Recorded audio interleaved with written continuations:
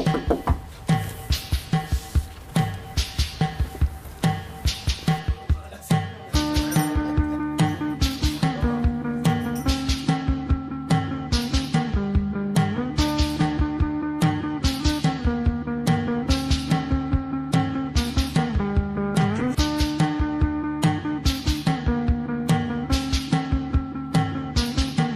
s'est retrouvés sur le chemin de la vie. Lui, il écrivait au Monde du Muscle et moi, j'étais passé au Monde du Muscle aussi, qui était la plus grosse revue de bodybuilding avant qu'Internet vienne tout détruire et transforme. Il n'y ait plus de revues de papier de bodybuilding et que ce soit des revues Internet. Ben, nous, on travaillait à l'époque des revues papier, tous les deux, mais par une voie différente. On est entré au Monde du Muscle par passion. Moi, je faisais les fiches techniques biomécaniques, d'anatomie, et lui, il faisait tous les articles sur la nutrition. Oui, les compléments alimentaires, l'entraînement. Pour le bodybuilding essentiellement. Et on était là, et moi j'étais là, je regardais ces articles plutôt techniques. Et il se passe qu'un jour je le rencontre et je lui dis tiens, ça serait pas mal. Je voyais qu'il bossait Ironman. Je travaillais pour un magazine américain, donc Ironman, magazine de bodybuilding. Et puis je sais pas, j'ai dû leur proposer, ou je sais plus comment ça s'est passé.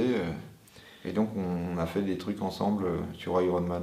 Et je lui ai dit écoute, on pourrait même leur balancer une rubrique de bioméca.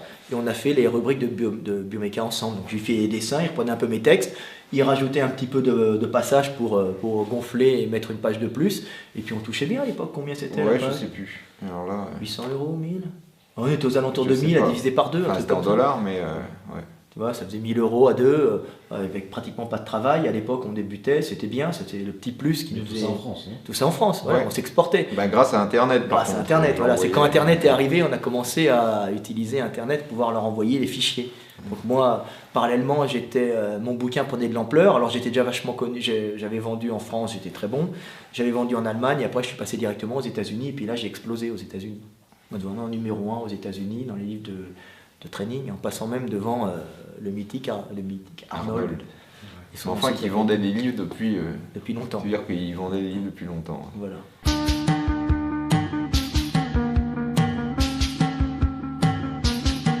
Il y a pas mal de régimes différents, puis en plus il y a pas mal de types morphologiques différents. Donc il n'y a pas un régime pour un sportif. C'est en fonction du sportif qu'il faut et de sa discipline qu'il faut adapter le régime. C'est pour ça qu'il n'y a pas une solution, il y en a des milliers, voire des millions. Mais enfin, c'est moins dur qu'il n'y paraît, parce qu'il n'y a que 3 nutriments, protéines, glucides et graisses. Donc il faut voir si la personne réagit bien en prenant des glucides, si elle devient comme ça tout de suite, ou qu'elle ne se sent pas bien, qu'elle fait des hypoglycémies. On sait que les glucides, il ne faudra pas se focaliser dessus, donc il ne reste plus que les graisses et les protéines. Les graisses, il faut voir comment la personne réagit, pareil, si ça lui augmente beaucoup l'appétit, si elle ne les digère pas, etc. Et donc là, pareil, on se retrouve avec des protéines. C'est pour ça que, en général, les sportifs, beaucoup les culturistes, prennent des protéines, parce que c'est le nutriment qui, entre guillemets, abîme le moins l'apparence physique. Donc par défaut, et puis comme c'est le nutriment qui construit le muscle, par défaut, les régimes des sportifs, en général, globalement, ils sont très riches en protéines. Et puis après, de façon, on fait varier les glucides et les graisses en fonction de la réaction métabolique de la personne et du sport pratiqué.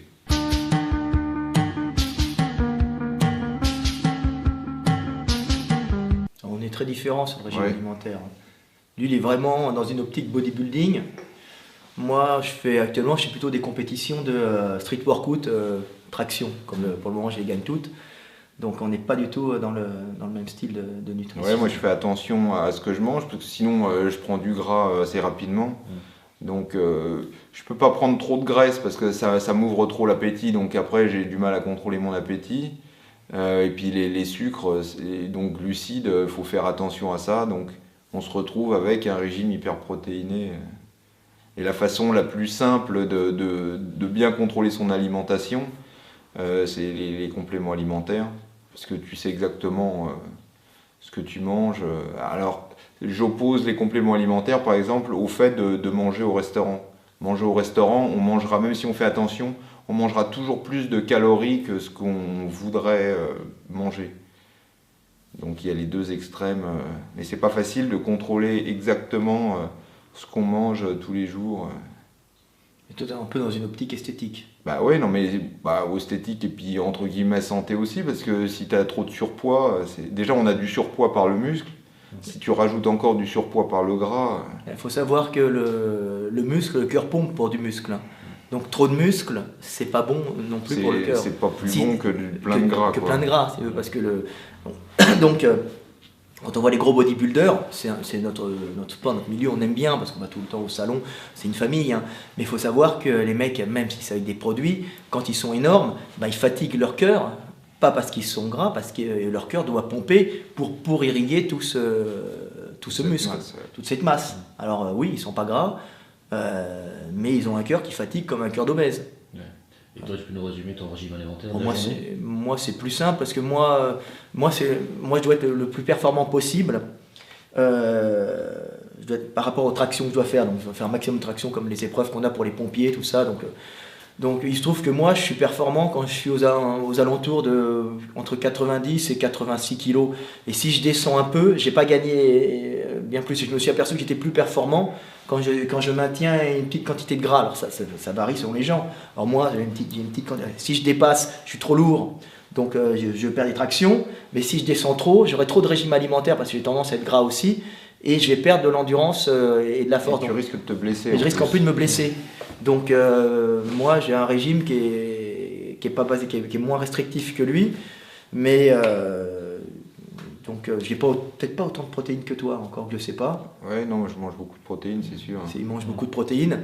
Moi j'ai pas besoin d'avoir autant de masse parce que les jambes, j'ai travaillé quand même, je travaille les fessiers, ça parce que c'est bien de pouvoir se déplacer, monter une côte, grimper les escaliers facilement sans effort, c'est agréable. Mais je travaille surtout essentiellement le dos. Bon, j'entretiens le reste parce que quand je vais sur les salons, il faut que j'ai un look. Il faut qu'on ait un look, hein, parce qu'on a des gens qui nous suivent, hein.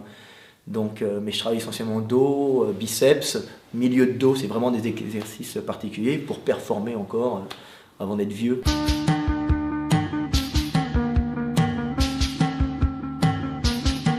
Vegas, Nevada.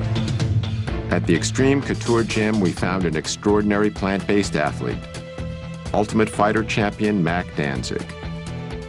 In the mixed martial arts world, strength, toughness, and endurance are of paramount importance, and Mac has them all. I had cut dairy out of my diet when I was about 18 years old because I had a ear, nose, and throat allergy to dairy, and I was getting a lot of ear infections and things like that.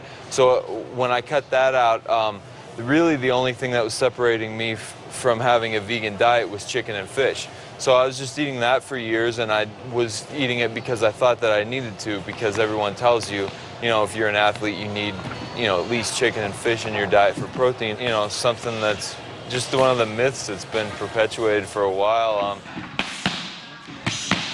All it took was me cutting the chicken and fish out, and I did it cold turkey. I think a lot of people, stereotypically speaking, think someone that's a vegan is like some skinny hippie type of person. And I'm not necessarily trying to break the stereotype. I tried the diet for my own personal reasons, and it worked for me. I feel like I have more energy now that I don't eat the meat products, and I also feel like I recover better in between my workouts. I'm not trying to be part of some exclusive club or anything like that. I'm just doing my thing, and I don't plan on eating meat or dairy or anything like that for the rest of my life. Bon, il y a quand même des peuples qui mangent uniquement des végétaux et qui s'en sortent bien, mais c'est très difficile. C'est très difficile parce que, par exemple, les Indiens, beaucoup d'Indiens, alors bien qu'ils aient le poulet tandoori, trucs comme ça, il y a des zones de l'Inde où les mecs sont très peu, mangent très peu de protéines animales, c'est vrai, hein. Ils ont quand même un peu de laitage des fois, ou un peu d'œufs, des trucs comme ça, mais c'est vrai qu'ils ne sont pas beaucoup avec les laitages. Après, il y a une sélection qui s'est faite. Tu prends un nordique, les mecs du nord, avec des régions où il fait froid, tu t'aperçois qu'il y a eu une sélection naturelle qui fait que les mecs sont quand même adaptés à un régime plus basé sur la protéine animale, ce qui est un peu logique. La protéine graisse, ce qui est un peu logique, parce que quand nos ancêtres sont remontés en Europe, et on vient tous d'Afrique en vagues successives, hein, pas Homo sapiens, on en revient avec les dernières recherches, c'est plusieurs vagues, plusieurs plusieurs groupes qui ont évolué différemment et qui se sont retrouvés après. Mais quand on est au nord, il y a un problème, c'est qu'on se retrouve, par exemple, principalement l'hiver, avec pratiquement plus d'accès à la nourriture et surtout aux hydrates de carbone, donc au sucre. Et on ne trouve plus que du gras et de la viande dans les animaux, si tu veux. C'est ça le problème. Avant qu'on aille récupérer des racines, c'est pas évident. Donc les gars qui étaient, nous les Européens, quand on est remonté avant qu'on soit l'époque néolithique, on était au paléolithique, il y a quand même une sacrée sélection naturelle qui s'est faite. Et ben, on s'était adapté à une nourriture qui était pendant une certaine saison quand même bien importante, on était chasseurs-cueilleurs, puis une certaine saison on était vraiment quasiment que chasseurs. Et on avait justement ce métabolisme, on arrivait à dégrader, alors toi qui connais bien, à partir du foie, de la viande, pour récupérer des glucides, faire fonctionner Ben, je sais pas, tu refabriques à partir des protéines, tu refabriques des protéines et des graisses, tu fabriques du sucre. Tu refabriques du sucre. Par le foie, principalement à 90%, et les reins. Alors je connais pas le principe exact, toi tu es meilleur que moi, mais c'est pour ça que les peuples du Nord sont plus adaptés à la viande, et quand ils passent en végétarien, c'est pas forcément tout le temps bien, c'est-à-dire qu'il faut vraiment bien avoir accès à tous les végétaux qui t'apportent toutes les non mais c'est se compliquer la vie. Quoi, hein. Alors on y arrive maintenant parce qu'on peut faire venir des bons végétaux avec une certaine quantité d'acides aminés, de micronutriments, tout ça, du sud par les camions à pétrole, ou bien par les trains nucléaires. Mais à la base, c'était quand même dur pour les Européens. Et tu vois par exemple chez les Inuits ou bien chez les Indiens d'Amérique du Nord, le passage aux hydrates de carbone, qui ont été des gens qui ont vraiment vécu beaucoup avec la viande, avec les nourritures carnées, ils ont des gros problèmes de diabète, d'obésité, parce qu'ils sont passés avec un régime avec plus d'hydrates de carbone. J'ai un copain qui dit tu manges comme un oiseau, tu finis par ressembler à un oiseau. Quand je vais à des salons bio, etc., j'ai peur. Hein. T'as l'impression que tu vois que des zombies dans le truc. Donc t'as pas envie de... Mais c'est bien si tu veux, mais faut pas tomber dans l'excès. Il y a des trucs géniaux, par exemple moi objectivement... Pour un sportif, se passer de viande, c'est quelque chose d'inexorable. Tu peux, il y en a qui l'ont fait, mais bon, c'est vraiment se compliquer la vie pour... J'en ai sur mon Facebook qui ont un très très bon niveau, mais ça demande quand même à avoir une très bonne logistique d'approvisionnement de nourriture, qu'on n'avait pas à la base, tu vois. Le véritable problème qu'on a en vérité dans nos sociétés occidentales, c'est les problèmes de vitamines, oligo-éléments et tout, dû à la pauvreté des sols, tu vois. C'est le véritable problème qu'on a.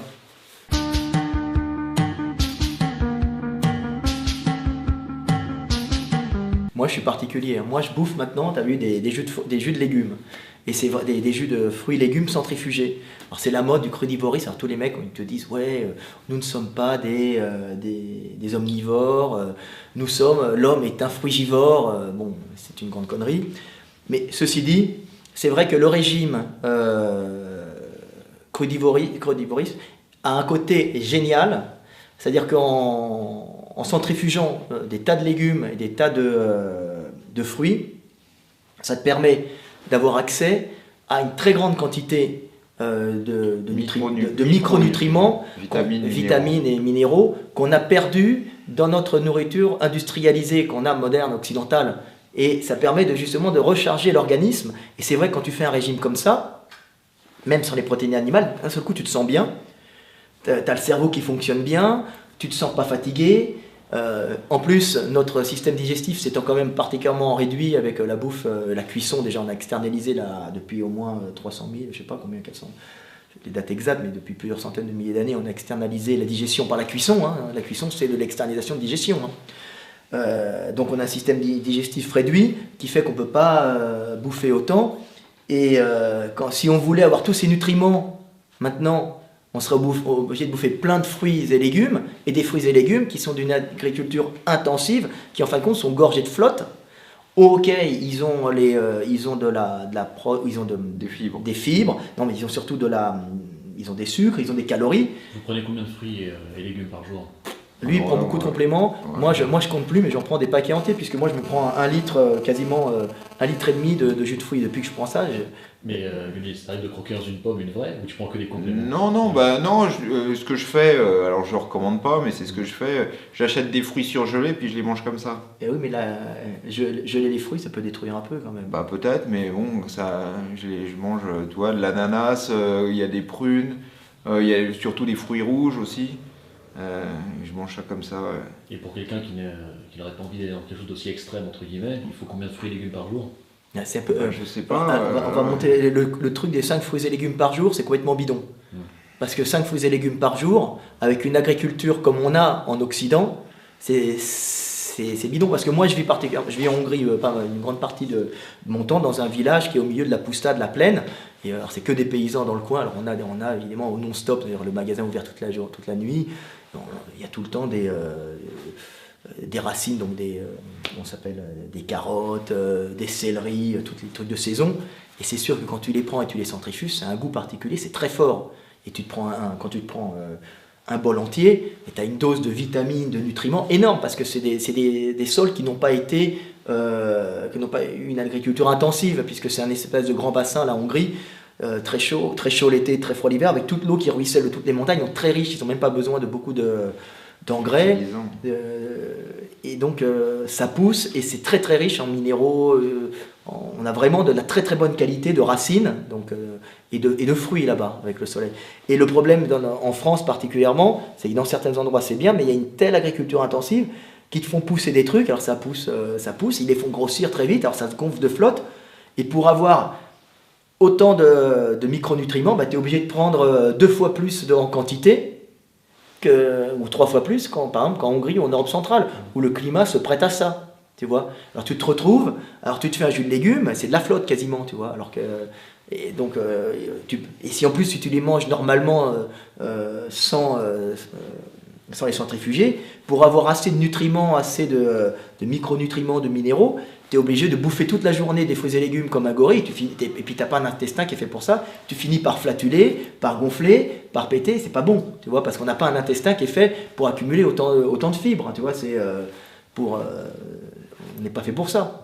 Donc on est actuellement l'Occident dans un petit dilemme, c'est pas comme avant les légumes, tout ça que tu trouvais chez les mamies, dans leur jardin, qui étaient riches, tu vois. Ce qui me fait rire avec ça, tu te dis je me sens bien dans le cerveau, mais je suis sûr que c'est parce que c'est bourré de nitrate. Et puis ça favorise la circulation. Aussi. Mais ça, les gars qui préconisent ça, ils ne doivent pas te le dire. Ouais. Alors le problème, c'est même le bio. Tu peux retrouver avec du bio, mais plein de nitrates, parce que l'eau, il a beau être bio, mais l'eau que tu balances pour ou la terre, est très nitratée. Alors quels sont les problèmes qu'on a trouvés avec les nitrates? Je sais pas, mais il y a un moment, on nous disait qu'il fallait surtout éviter les nitrates. Quand il y avait trop de nitrates dans l'eau, on disait faut pas la boire. Et maintenant, avec les jus, t'es bourré de nitrate et c'est bien. Donc. Qu'est-ce que tu bois, toi, Guinil? Moi, que de l'eau. Ouais. Du coca, t'en prends des fois? Non, jamais. Ouais. Et l'eau, tu la filtres? Ouais. J'ai un gros filtre, pas les petits filtres qu'on voit. Alors, c'est pas un filtre professionnel, c'est pas le top, mais bon, c'est un peu plus balèze que. Et justement, je vais dans les salons bio pour acheter mon filtre. C'est pour ça que je vois les gars. Et qu'est-ce que vous pensez des boissons énergisantes? Est-ce que c'est un truc à recommander aux sportifs? Moi, je prends un tout petit peu de caféine, mais je la garde pour uniquement avant l'entraînement. Pas pour me marrer ou pour...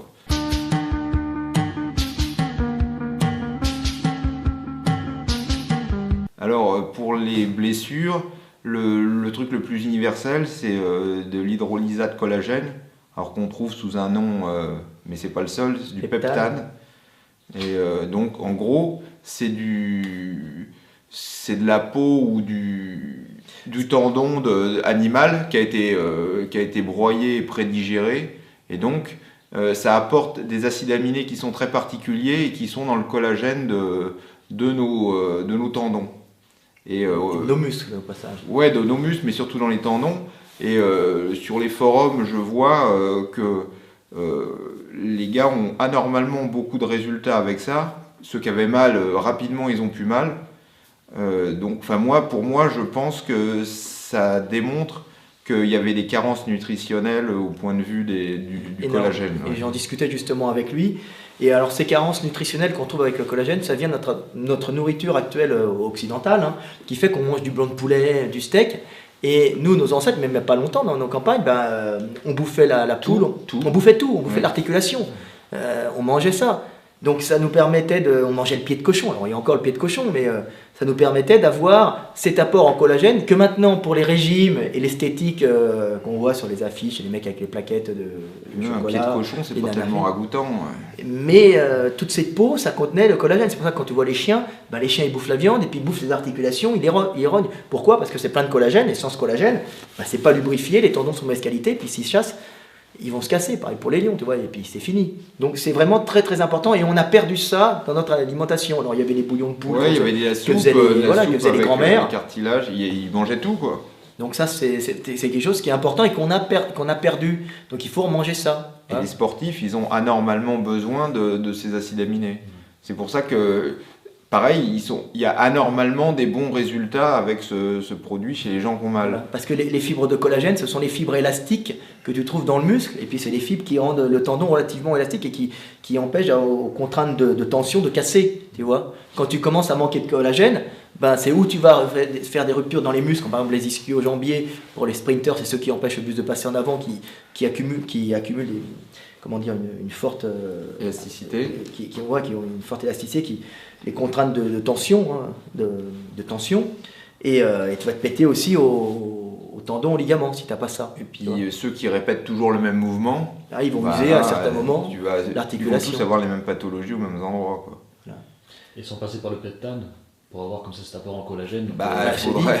Des soupes des soupes de pâtes de poule, tu mets des soupes de crête de coq, des pieds de cochon, du museau du museau de veau, du museau de veau, tu sais la gélatine, la gélatine que tu trouves dans le commerce. Ouais, mais il y a le prion dedans.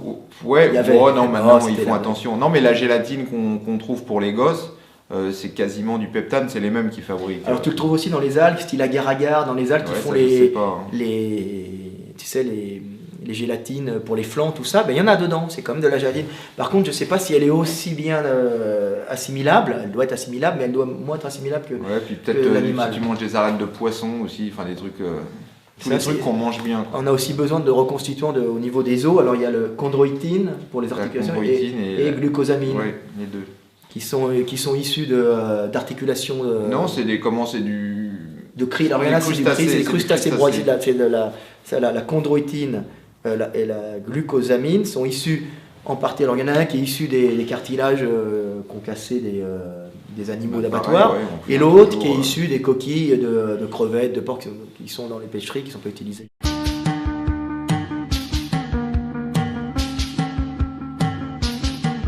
Je sais pas, moi je trouve que les gens à chaque fois, ils boivent pas beaucoup, mais je vois les champions américains, c'est par galion, donc il y en a qui tournent à 1 ou 2, donc c'est en gros 4 à 8 litres par jour. Ouais, moi je suis à 3-4 litres pareil. Mais je vois pareil, mais je vois les gars qui c'est sûr que l'été, tu as besoin de plus boire que l'hiver, parce que tu es obligé de thermoréguler avec ta soif. Plus tu bois, plus tu pisses.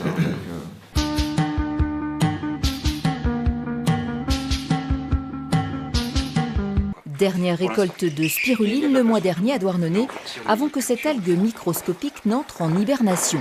Pompée dans les bassins d'eau douce, filtrée, puis séchée, la spiruline sera ensuite conditionnée en paillettes.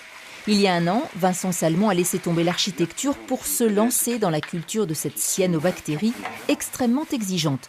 Une gageure en Bretagne, puisque la spiruline aime la chaleur et se développe dans une eau supérieure à 20 degrés. C'est pas idéal, mais sur papier ça fonctionnait et apparemment ça fonctionne. Il faut juste un petit peu plus de surface de bassin en fait, pour avoir suffisamment de récolte pour pouvoir en vivre en fait aussi, bien sûr. La spiruline, qui existe depuis 3 milliards d'années, a été redécouverte dans les années 70 à la faveur de programmes contre la malnutrition. Très riche en protéines, en bêta-carotène et en vitamines, elle est un excellent complément alimentaire à consommer en cure et après avis médical. Son premier rôle, ça va être de détoxifier en fait, tout ce qui est à détoxifier. Et ensuite, tout ce qui est défense immunitaire. Le mieux, c'est de la mélanger avec de s'en servir comme condiment, déjà au départ. Donc, comme ça, on a vraiment le goût avec la salade, le yaourt, le jus d'orange, la purée même. Il ne faut pas la cuire, parce que sinon elle perd de ses propriétés. Pour cette première année, le spirulinier a récolté une 50aine de kilos. C'est peu, mais encourageant. Avec d'autres producteurs, il aimerait développer cette filière artisanale. Les débouchés sont énormes. La France produit à peine 10% de ce qu'elle consomme. C'est en Afrique, ils ont réussi à trouver, à vendre, à refourguer des trucs. Ils ont réussi à en fabriquer en Afrique, donc maintenant ils essaient de nous le revendre, c'est surtout ça. Bah, la spiruline, c'est à bon goût, mais je trouve que c'est un peu cher pour ce que c'est, quoi. Mais par contre, dans les pâtes, c'est bon. Je trouve que c'est sympa. Pour les gens qui en mangent, pour des raisons, Ouais, faut manger beaucoup. on va dire, si morales.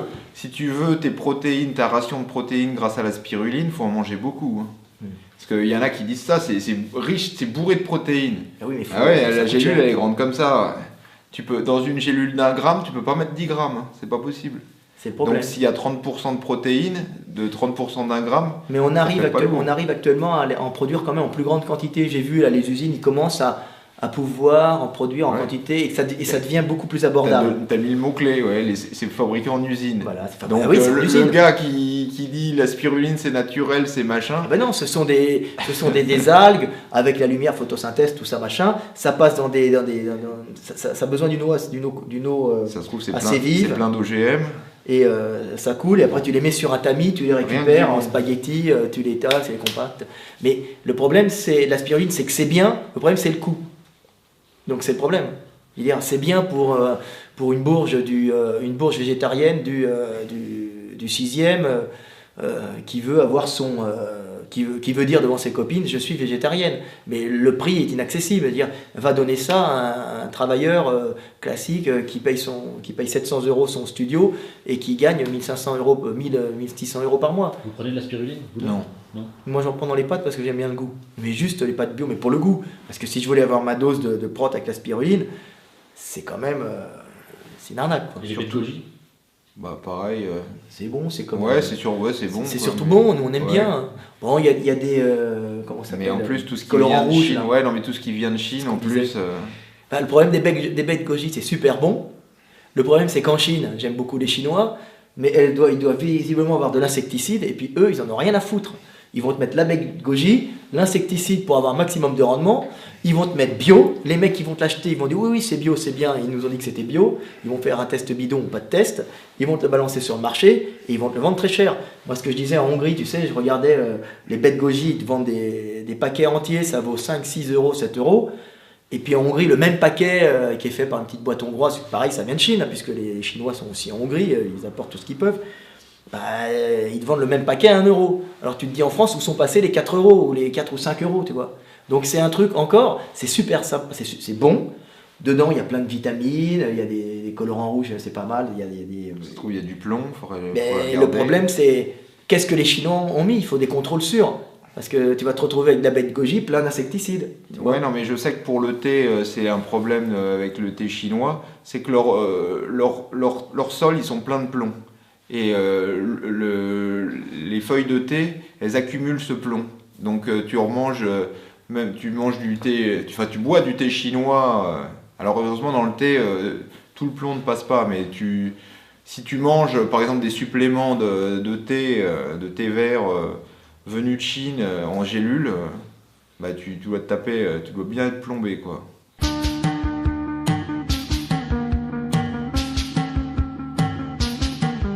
Alors la protéine de soja, à la base, c'était utilisé pour nourrir les animaux, pour avoir une protéine pas chère, ça coûte rien du tout.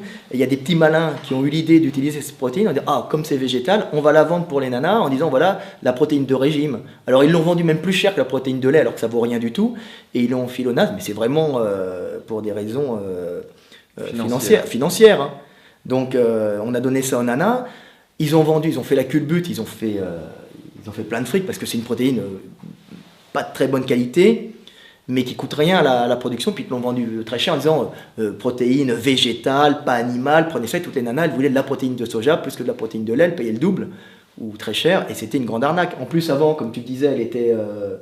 Il n'y a plus de soja OGM, non OGM. Non OGM maintenant, et en plus, maintenant, comme ils viennent me dire, là, ils enlevaient pas les hormones, donc tu avais pas mal d'estrogènes dedans, c'est ça. Hein. Donc les mecs qui prenaient de la protéine au soja, ils pouvaient plus bander. Ils avaient les seins qui poussaient un peu. Quand ils voyaient un bébé, ils avaient envie de le prendre dans les bras. Puis ils étaient gorgés d'hormones femelles. Alors maintenant, tu me dis, ils enlèvent. Ouais, ils retirent pour éviter ça. Pour éviter ça, parce qu'ils ont eu quand même pas mal de problèmes. Enfin, il faut bien vérifier que celle que vous achetez. Elle est sans estrogène. Hein. Parce que vous allez être sec avec des seins. Et puis et puis attiré par les bébés, et puis vous allez avoir envie de pleurer sur des musiques romantiques. Hein. Donc c'est un peu gênant. Hein. Et puis tu vas vouloir que ton mari t'achète une bague. Oui, mais attends, oui, c'est vrai quand tu vas te marier. Donc voilà.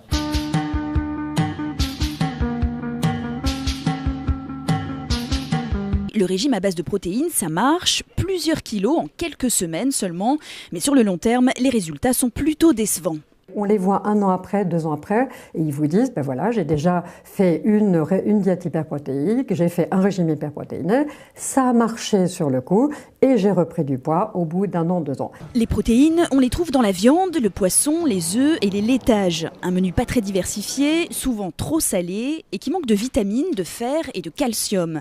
À terme, c'est la santé du patient qui trinque, fatigue, dépression, mais surtout risque d'ostéoporose, de maladies cardiovasculaires et même de cancer. Régime jamais seul, je dirais sport, plus je dirais pas régime non plus, faut faire attention quoi.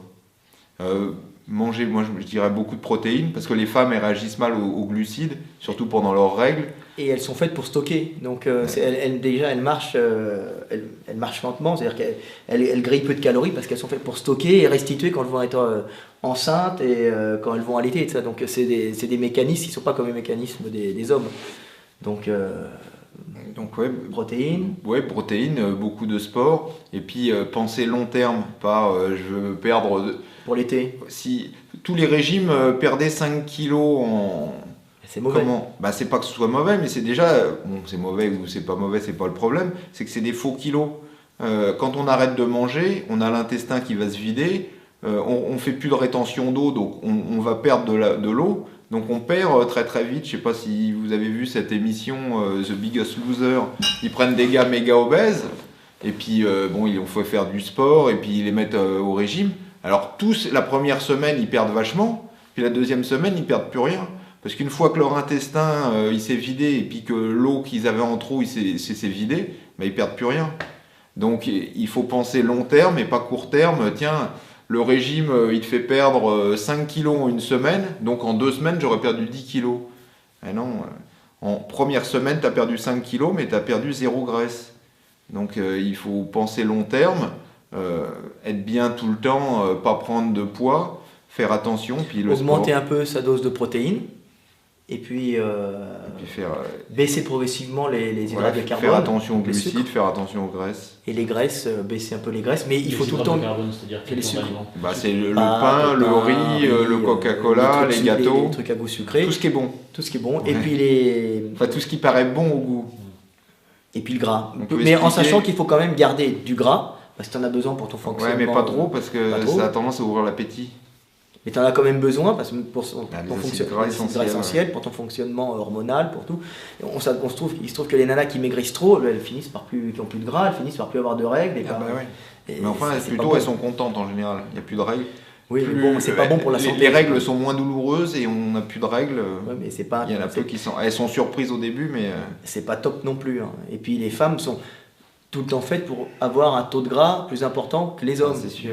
Donc tu enlèves le gras aux femmes, c'est pas bon non plus. Il faut qu'elles gardent un peu de gras. Puis alors savoir pour les nanas que quand elles vont maigrir, si elles sont un peu grosses, même pour les mecs, elles vont maigrir, mais leur peau qui aura été détendue, elle va rester flasque.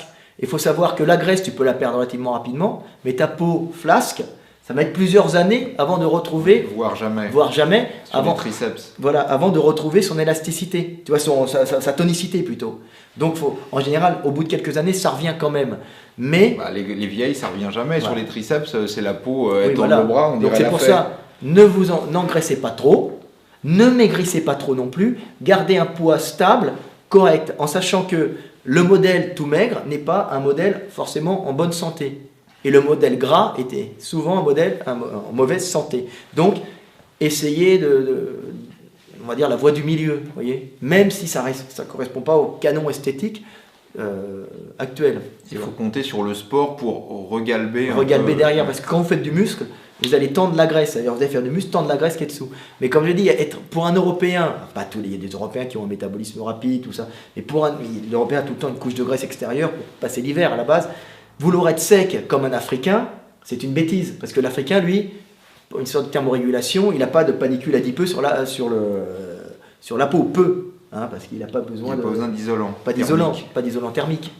Donc les mecs, ils veulent tout sec comme un black, les Européens, et puis tu vois les mecs, nous on voit les mecs, ils ont la plaquette, ils sont là, puis ils ont une tête, on dirait SID1 phase terminale. C'est pas bien. Et tu te dis que le mec, il est mal. Et puis alors le problème, c'est que dans le sport, pour cet esthétisme que les mecs veulent gagner, moi qui suis du terrain, combien je vois de mecs qui ont des problèmes cardiaques à long terme, pas à moyen terme, à long terme. Des gras qui veulent rester secs. Alors il est beau, il est musclé, il fait une telle carence parce qu'il n'est pas, son métabolisme n'est pas fait pour être hyper sec, qu'à la fin, il a une fragilité. Alors il se pète un muscle, ça va, mais quand tu pètes un muscle, une partie du cœur, t'es mort.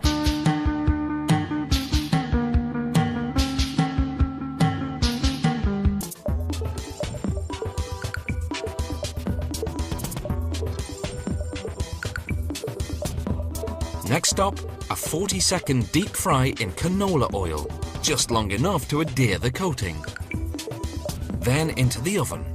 After 20 minutes at about 250 degrees Celsius, these chicken pieces are fully cooked and ready to be frozen and packaged.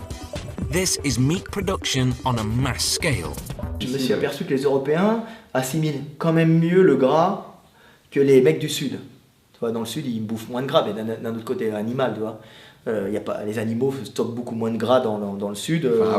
Avant, mais oui, mais bon, il y a quand même des milliers d'années d'évolution, si c'est pas plus d'évolution, des centaines de milliers d'années. Donc, c'est sûr que je pense que les mecs du Sud assimilent mieux les sucres, un peu mieux les sucres. Parce que tu vois les Africains américains qui bouffent chez Kentucky Fried Chicken. Oui, parce que le problème des Africains, c'est que l'Africain, il n'est pas attiré à la base. Maintenant, il y en a qui sont ici. Il n'est pas attiré par la nourriture grasse. Lui, il est attiré par le sucre et la viande relativement sèche. Le poulet. Le poulet, dans toutes les cultures et les blacks, c'est le poulet. On trouve du poulet, il est là, on le nourrit, hop. En plus, ça se nourrit en permanence, ça mange les restes, les graines et tout, ça ne demande pas. Donc, ils bouffent du poulet. Et nos amis du poulet frit du Kentucky ont trouvé le truc d'installer plein de... Comme ils sont un peu addicts au poulet, d'installer plein de poulet frit du Kentucky dans les quartiers où il y a beaucoup d'Africains. Donc qu'est-ce qui se passe? Les mecs, ils y vont, mais ils ont le poulet plus la friture et le gras. Donc ils se font entuber. Ils n'ont pas le poulet bien sec, un peu frit un petit peu, parce qu'il est frit. Ils sont quand même frits en Afrique, un peu pour éviter les bactéries, tout ça. Mais là, vraiment, ils baignent dans l'huile et c'est dégueu. Et les mecs, ils se retrouvent avec du cholestérol, des problèmes, des graisses cuites saturées. 50 à 100 kilos de trop. Et puis 50 à 100 kilos de trop, même en n'ayant pas de panicule, tellement de panicule. Tellement ils ne sont pas adaptés à cette graisse dégueu qui est rajoutée dans le poulet frit du Kentucky. Tu vois, bien que les mecs, ils vont chercher un poulet, ils ont le poulet plus le gras, c'est l'arnaque. Tu vois. Alors que l'Européen, lui, c'est vrai qu'il est un peu attiré par le gras, surtout dans le Nord. Tu vois les Allemands et leurs saucisses, leur Wurst. Et puis en Hongrie, c'est le gras de porc. Et puis si tu n'as pas le gras de porc, quand il fait moins 10, moins 20, puis c'est la seule bouffe que tu trouves l'hiver, tu vois, pour tenir. Donc c'est vrai que l'Européen, il est plus addict à la bouffe grasse, tu vois, au gras.